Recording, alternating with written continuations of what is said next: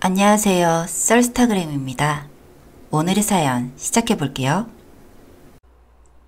결혼생활 이제 3년 한 여자입니다.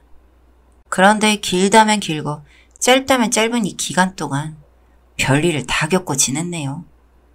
뭐 시댁살이야 다들 피하고 싶어하는 일이지만 저는 경제적으로도 그렇고 시아버지의 조건이 같이 살아야 재산을 물려준다 하여 그렇게 시댁살이를 하게 되었습니다.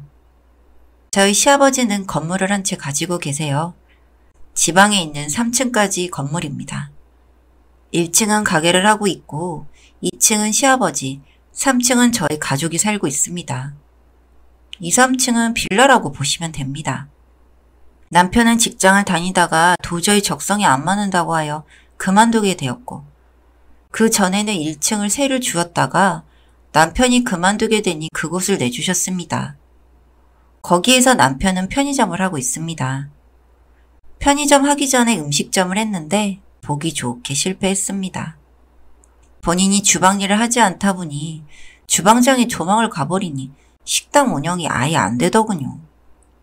호프집을 할까 했지만 아직은 아이가 어려서 좀 더 크면 하기로 했고 그동안은 편의점을 하기로 했습니다.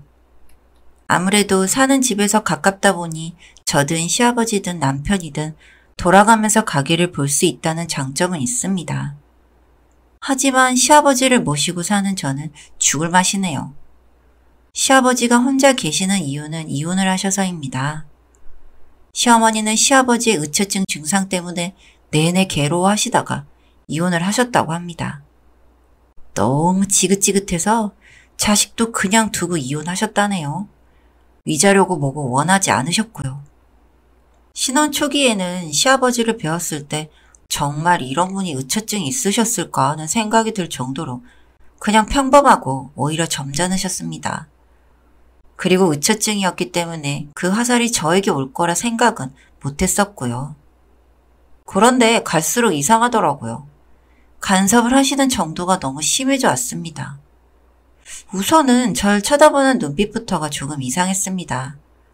뭔가 항상 캐낼 게 있나 보는 이런 눈빛이었고요.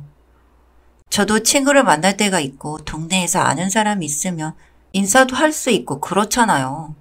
그리고 주변 가게 상인분들과도 인사를 하기도 하고요. 그러면서 시아버지는 그거에 대해 다 말씀하셨습니다. 친구를 만나러 간다고 하면 거기 남자 있는 거 아니냐. 남자랑 말 섞지 마라. 전화를 가끔 못 받을 때는 왜 전화를 안 받는 거냐? 혹시 남자 만나는 거 아니냐? 내 아들 두고 다른 남자 만난다면 널 가만 안 두겠다. 지나가던 가게를 운영하는 주변 상인분 중에 남자와 고개만 까딱하는 인사만 하기만 해도 저놈이랑 노란하고 있는 거 아니냐? 어쩐지 너희 둘이 예전부터 눈빛 주고받는 게 심상치가 않더라니. 이미 갈 때까지 갔냐? 이렇게 억지스러운 말만 하셨습니다.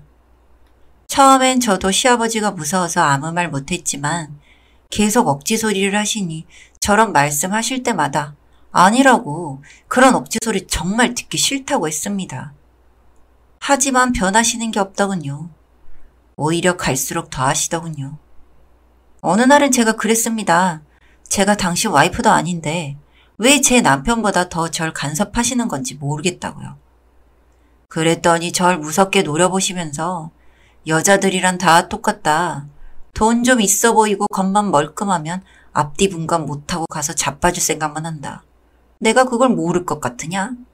솔직히 네가 낳은 우리 손자도 유전자 검사를 안 해봤으니 진짜 내 아들 자식일지 내가 알게 뭐냐. 나중에 밝혀지면 넌 정말 죽을 수도 있으니 지금이라도 말해라. 그럼 살려주긴 하겠다. 이러시더군요. 아, 이건 뭐 제가 어떻게 할 수 있는 문제가 아니구나 했습니다. 의처증으로 이혼하시면서 위자료고 자식이고 다 필요 없으니 이혼만 해달라고 하시며 도망치시듯 가버리신 시어머니가 이해가 됐습니다.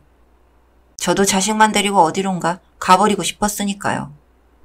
남편에게는 그럴 때마다 말을 했습니다. 당신의 아버지가 이러이러했고 이런 말을 했고 나는 이런 소리를 들으면서 이렇게 지내고 있다. 얼마 못 버틸 것 같으니 알아둬라. 그랬더니 남편은 항상 조금만 참아달라는 말만 했습니다. 지금은 아버지 뜻에 거스르면 우리 밥 먹고 살기도 힘들고 이 건물이라도 물려받으려면 좀 참자고요. 남편에게는 여동생이 있는데 이 여동생도 호시탐탐 이 건물을 노리고 있어서 정말 힘들어도 참을 수밖에 없었습니다. 네, 다른 분들이 보시기엔 정말 나약한 소리죠. 그거 없으면 못 사는 것도 아니고 다른 일자리라도 구해서 나와서 살면 문제는 해결되는 거니까요. 그런데 그걸 못했네요.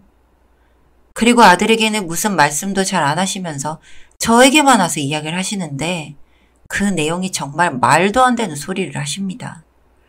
본인 나이가 이제 70이신데 지나가던 젊은 여자들이 자꾸 말을 걸어온다는 겁니다. 분명히 자기에게 매력을 느껴서 어필해 보려고 당신에게 치근대고 피곤하게 한다고요. 그리고 은근슬쩍 스킨십도 해오면서 자신에게 결혼해달라고 한다는 겁니다. 그렇지만 자기가 이 나이에 결혼을 해버리면 저희에게 줄 재산에 문제가 생기니 뿌리쳤다는 겁니다. 그리고 어떤 날은 이혼한 지 꽤 되신 시어머니가 자신을 찾아왔다고 하시네요. 본인 집 비밀번호를 안 바꿨더니 이 여자가 어두워지면 자신을 다시 꼬셔보려고 문을 따고 들어온다고요. 그래서 제가 말도 안 되는 소리 하지 말라고 했더니 네가 뭘 하냐면서 화를 내셨습니다. 그러면서 자신이 저희에게 재산을 물려주기 위해 얼마나 노력을 하고 있는 건지 아냐고 하십니다. 여자들이 자신에게 다가올 때마다 자기는 정말 힘들지만 저희 때문에 뿌리치고 있다고요. 그래서 어느 날은 그런 남편에게 이야기하시라고 그래야 고마움을 알지 않겠냐고 했습니다. 남편도 알아야 할 것 같아서요. 그랬더니 특별히 저를 의지하고 있기 때문에 이런 비밀 이야기는 저에게만 하신다고 하네요. 괜히 남편에게 말해서 피곤하게 만들지 말라고요. 그러던 어느 날이었습니다. 시아버지에 대한 스트레스가 극에 달해서 편의점에서 남편과 말다툼을 했습니다. 그걸 밖에서 시아버지가 보셨는지 화내면서 나오는 저를 뒤따라 오시더니 저에게 그러시더군요. 너 혹시 딴 놈한테 뭐 받고 있는 거 아니냐? 그게 아니라면 집불도 없는 게 네 남편에게 뭐가 그리 당당하냐? 아니면 네가 우리 아들 아직 손에 쥔 재산 없다고 무시하는 거냐? 왜? 그놈은 아주 부자인가 보지? 라고 하시더군요. 무슨 말도 안 되는 소리를 하시는 거냐며 소리를 빽 지르고 집으로 올라가서 지갑만 챙겨들고 나와버렸습니다. 바람이라도 쐬야 살 것 같아서요. 친한 친구 한 명에게 나오라고 해서 시아버지에 대해 이야기도 좀 하고 그냥 기분 전환했습니다. 그렇게 집으로 돌아왔어요. 그런데 집에 와서 보니까 좀 이상하더군요. 빨래하려고 모아놓은 빨래통이 다 뒤집어져 있었고 쓰레기통도 다 뒤집어져 있었습니다. 도둑이 든 건가 싶을 정도였죠. 집안꼴을 사진으로 찍어두고 남편에게 갔습니다. 집안꼴을 왜 이렇게 만들어 놓은 거냐고 화를 냈어요. 나랑 싸웠다고 이런 식으로 복수하는 거냐며 뭐라고 했죠? 그랬더니 남편이 본인은 아니라는 겁니다. 그럼 집에 도둑이라도 들었겠냐면서 짜증을 내니 남편이 지나가는 소리로 아버지가 그랬나? 하더군요. 아까 저희 층으로 올라가시는 걸 보긴 했다고 하면서요. 도둑도 아니고 남편도 아니면 시아버지밖에 없겠다 생각을 하니 갑자기 화가 치밀어 올랐습니다. 그 길로 2층 시댁으로 올라갔습니다. 문이 반쯤 열려져 있길래 들어갔네요. 뭐에 집중을 하고 계신 건지 소리가 나도 나와보지 않으시더라고요. 그래서 신발을 벗고 거실로 들어갔습니다. 시아버지가 뭘 하고 계시더라고요. 아주 집중해서. 그래서 뭐 하시나 하고 봤더니 세상에 제 속옷을 들고는 돋보기 같은 걸로 세이세이 보고 계시는 겁니다. 그것도 이미 입고 내놓은 속옷에 말이죠. 순간 구역질이 날 것 같고 너무 화가 나서 소리를 지르면서 지금 뭐 하시는 거냐고 했습니다. 그랬더니 당황한 기색도 없이 절 올려다 보시더니 내가 증거를 못 찾아낼 것 같으냐? 네가 하는 더러운 짓거리들 내가 모를 것 같으냐? 라고 하시더군요. 내가 네 남편 엄마도 다 이런 식으로 해서 딴 놈 만나는 거 밝혀내곤 했었다. 속옷이며 쓰고 버린 화장지며 머리카락이며 난 보면 다 안다. 그러니 항상 조심해야 할 거야. 그 순간 느꼈습니다. 이분이 정말 제정신이 아니구나 하고요. 바로 남편에게 내려가서 말했습니다. 아버지 당장 정신병원에 모시고 가지 않으면 당신과 이혼하겠다고 했습니다. 그랬더니 남편은 하루 이틀 이야기한 것도 아니고 조금만 기다리라고 몇 번을 말했는데도 항상 같은 이야기로 이렇게 진을 빼야겠냐며 짜증을 내더군요. 그래서 이야기를 했죠.